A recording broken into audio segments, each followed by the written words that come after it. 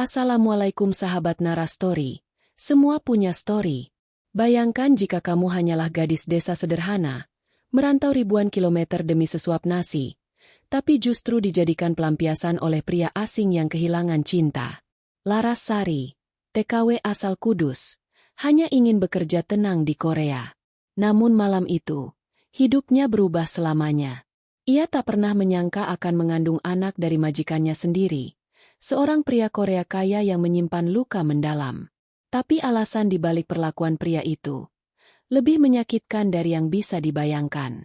Kilauan apa sebenarnya yang dicari pria Korea ini dari seorang TKW polos seperti Laras? Namun sebelumnya, bagi yang beragama Islam, saya sarankan untuk menuliskan sholawat Nabi Muhammad di kolom komentar, agar kelak, sholawat ini menjadi saksi untuk mendapat syafaat di akhirat.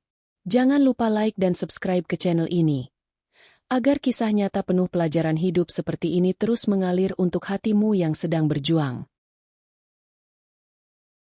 Namaku Laras Sari, gadis biasa dari pelosok Kudus, Jawa Tengah. Di usia yang baru menginjak 21, aku mengambil keputusan paling besar dalam hidupku. Merantau ke Korea Selatan demi menyelamatkan keluargaku dari lilitan utang. Ayahku sakit, adikku putus sekolah, dan ibuku nyaris setiap hari menggadaikan barang untuk makan. Keputusan itu berat, tapi kuteguhkan hati. Aku rela jadi pekerja rumah tangga. Yang penting aku bisa kirim uang pulang, bisa bikin dapur tetap ngebul, dan kalau bisa, nyekolahin adikku lagi. Begitulah pikirku waktu itu. Naif, polos, dan belum tahu dunia luar ternyata lebih kejam dari sekadar kemiskinan. Hari pertama menjejak tanah Korea, Busan menyambutku dengan udara dingin yang menusuk sampai tulang. Namun dingin itu tak seberapa dibanding tatapan majikanku saat pertama kali kami bertemu. Namanya Han Ji-won, pria Korea yang tampak sempurna dari luar. Tinggi, wajah tegas, aroma parfumnya mewah dan maskulin. Tapi matanya kosong, seperti menyimpan sesuatu yang dalam dan mengerikan. Ia tidak bicara banyak, hanya menyerahkan seragam kerja dan menyuruhku bersih-bersih. Rumahnya besar, modern, tapi sunyi. Tak ada suara musik, tak ada foto keluarga. Hanya ada bayangan dan suara langkahku yang bergema tiap malam. Hari-hari berlalu tanpa sapaan hangat, tanpa senyuman. Aku hanya menerima instruksi singkat lewat pesan atau kertas. Tak jarang aku merasa seperti hantu di rumah mewah itu. Hidup tapi tak terlihat. Bernafas tapi tak dianggap. Namun, justru dari sikap dinginnya, aku mulai merasa ada sesuatu yang aneh. Tiap malam, aku mendengar suara isak tangis dari kamar majikanku. Kadang samar, kadang jelas. Dan suatu malam, kulihat dia berdiri diam di depan foto wanita yang kusangka kekasihnya. Ia menciumi foto itu, lalu membakarnya dengan mata sembab. Aku ingin pura-pura tak tahu. Tapi rasa penasaran semakin mencekik. Aku tidak tahu apakah aku tinggal bersama pria yang sedang patah hati, atau pria yang sedang menyimpan luka besar yang belum sembuh.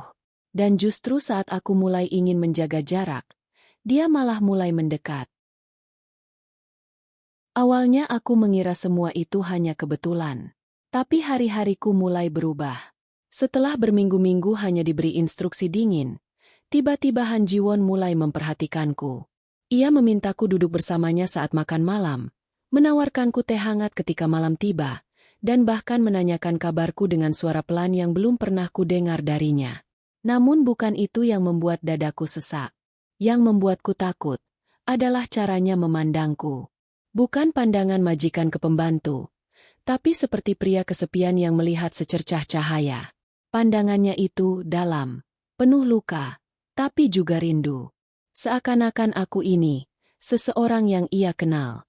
Pada suatu malam, aku tertidur di sofa karena kelelahan. Ketika terbangun, ada selimut hangat menutupi tubuhku. Di meja, ada semangkuk sup hangat dengan catatan kecil bertuliskan, "Kau harus jaga tubuhmu." Tulisan tangannya. Han Ji-won. Tanganku gemetar. Jantungku berdebar. Sejak itu, ia mulai sering pulang lebih awal. Ia memperhatikanku bekerja, mengajakku bicara meski aku terbata-bata dengan bahasa Korea.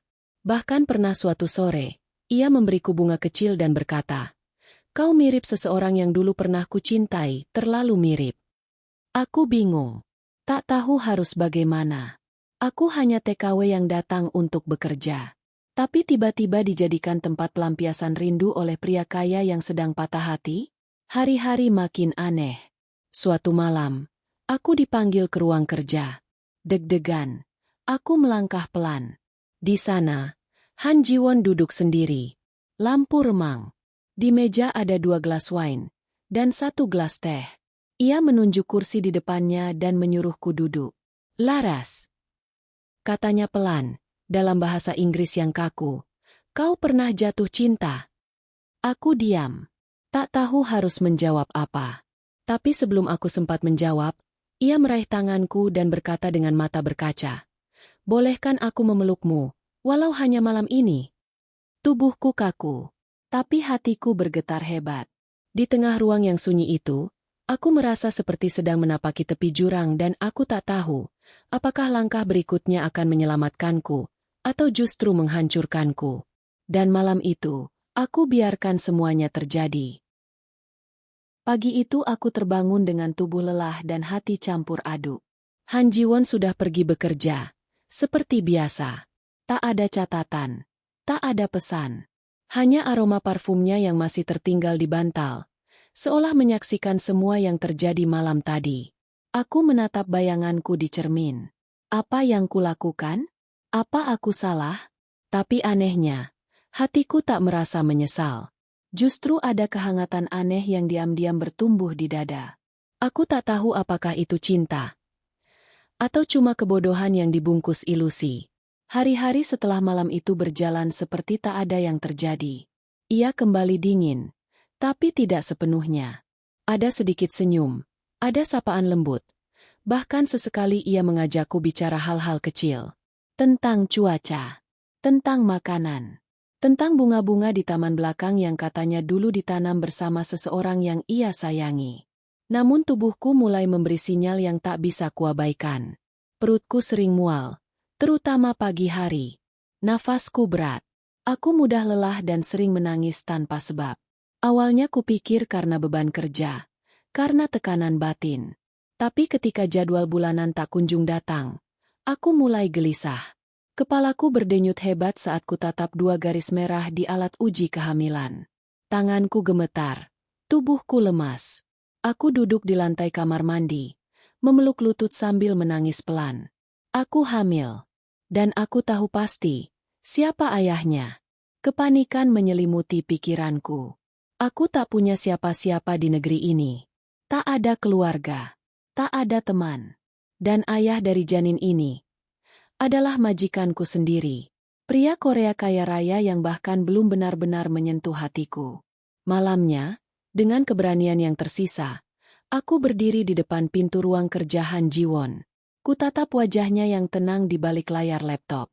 Kukatakan, pelan, tapi pasti, aku hamil. Ia menatapku. Lama. Wajahnya tak menunjukkan ekspresi. Hanya diam. Lalu ia berdiri, mendekat, dan memegang bahuku. Aku sudah menduganya. Katanya tenang. Aku ingin marah. Ingin berteriak. Tapi suaraku tercekat. Hanya satu kata yang keluar lirih dari bibirku. Kenapa? Dan jawabannya justru membuat nafasku terhenti. Aku memang menginginkan itu terjadi. Aku membeku. Kata-kata itu menggema dalam pikiranku. Aku memang menginginkan itu terjadi. Seketika tubuhku terasa ringan, seperti melayang dalam kehampaan. Antara ingin bertanya lebih jauh, atau lari sekuat tenaga dari rumah megah yang kini tak lagi terasa aman. Tapi sebelum aku sempat berkata apa-apa, Han Ji-won menggenggam tanganku erat, lalu mengajakku duduk. "Laras," katanya dengan suara pelan namun berat. Aku tak bisa menjelaskan semuanya sekaligus. Tapi apa yang terjadi bukan kebetulan. Ia menarik napas dalam-dalam. Matanya menatap jauh, seperti sedang memutar kembali potongan kenangan yang menghantui. Lalu ia mulai bercerita. Beberapa tahun lalu, Han Ji-won bertunangan dengan seorang wanita yang sangat ia cintai. Namanya Ji Eun. Mereka merancang masa depan bersama. Tapi saat sedang merintis impian, Ji Eun mengidapkan ke rahim. Dalam waktu singkat, tubuhnya melemah, dan ia pergi meninggalkan dunia ini. Namun sebelum Ji Eun wafat, ia sempat menulis surat. Di surat itu, Ji Eun meminta Han Ji-won agar kelak bisa membangun keluarga dan memiliki anak perempuan yang manis. Karena Ji Eun percaya, kelahiran seorang anak bisa menyembuhkan luka yang tak pernah sembuh. Han Ji-won menyimpan surat itu sampai sekarang. Dan sejak kematian Ji Eun, ia menutup diri. Tak pernah menjalin hubungan dengan siapapun. Sampai aku datang ke rumahnya. Wajahmu, suaramu, senyummu semuanya mirip Ji Eun, katanya pelan. Aku pikir awalnya itu hanya kebetulan. Tapi semakin lama, aku mulai percaya mungkin ini takdir yang dititipkan Allah. Aku hanya bisa terdiam. Tidak tahu apakah harus merasa terharu, atau justru marah karena dijadikan bayangan dari wanita yang sudah tiada. Maafkan aku jika membuatmu merasa seperti pengganti. Tapi saat aku tahu kau hamil, aku merasa diberi kesempatan kedua. Ucapnya sambil menatap perutku yang belum membuncit. Hati kecilku berkecamuk. Ada bagian dari diriku yang tersentuh. Tapi ada juga bagian yang merasa remuk. Aku tak tahu harus berharap atau berhenti. Namun sebelum aku sempat mengambil keputusan, Han Ji-won berdiri, lalu berlutut di hadapanku. Dengan suara bergetar ia berkata, "Bersediakah kau tinggal di sini, bukan sebagai pembantu, tapi sebagai ibu dari anakku?" Aku menatapnya lama. Pria yang dulu hanya kutakuti karena sikap dinginnya kini berlutut di depanku, membawa harapan dan luka dalam satu genggaman. Hatiku bergemuruh. Ini bukan dongeng, bukan juga mimpi indah. Ini nyata. Dan setiap keputusanku akan mengubah segalanya. Aku hanya seorang TKW. Tidak punya gelar, tidak punya nama besar, bahkan tidak punya siapa-siapa di Korea. Tapi kini aku mengandung darah daging seorang pria kaya, yang mencintaiku, atau mungkin mencintai bayang-bayang masa lalunya lewat diriku. Malam itu aku tak bisa tidur. Aku duduk di balkon kamar kecilku, memandangi langit Korea yang kelabu. Angin musim gugur menerpa wajahku lembut, seolah bertanya, apakah aku siap meninggalkan semuanya demi satu keputusan yang belum tentu menjanjikan kebahagiaan? Keesokan paginya, Han Ji-won tidak berangkat kerja. Ia memasak sendiri. Makanan Korea yang tak pernah kusentuh sebelumnya. Ia belajar membuat bubur hangat, menyajikannya di meja makan, dan menungguku datang. Tak perlu langsung menjawab, katanya sambil tersenyum tipis. Tapi ketahuilah, aku ingin bertanggung jawab. Bukan karena kau hamil, tapi karena hatiku mulai mengenalmu bukan sebagai Ji Eun, tapi sebagai Laras. Tangisku pecah. Kata-katanya sederhana, tapi tulus. Untuk pertama kalinya, aku merasa dilihat sebagai diriku sendiri. Bukan sebagai pelarian, bukan sebagai bayangan masa lalu, tapi sebagai perempuan yang nyata. Hari-hari berikutnya berjalan berbeda. Aku tak lagi bekerja seperti sebelumnya. Han Ji-won menyewa pembantu baru, memberiku kamar yang lebih luas, dan mulai memperkenalkanku pada lingkaran kecil kepercayaannya. Semua dilakukan perlahan, tak ada paksaan.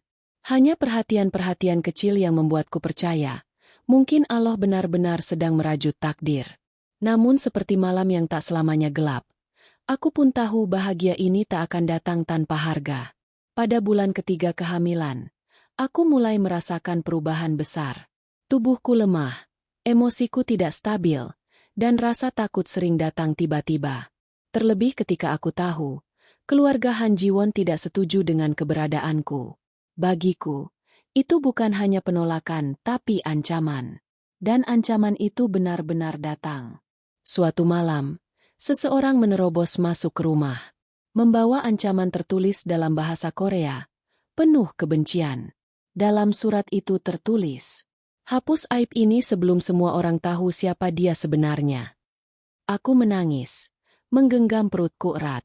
Aku sadar, ini belum akhir, tapi mungkin awal dari penderitaan yang lebih panjang. Hidup tak pernah sesederhana harapan. Larasari hanya ingin mengubah nasib. Tapi takdir membawanya ke dalam cinta yang rumit, penuh luka dan pengorbanan. Di negeri asing yang sunyi, ia harus memilih antara bertahan demi buah hati, atau melepaskan segalanya demi keselamatannya sendiri. Apakah cinta mampu bertahan saat dunia menolak? Terima kasih telah menyimak kisah penuh air mata dan keteguhan hati ini. Semoga cerita ini menjadi cermin bahwa di balik luka, ada kekuatan yang tak terlihat.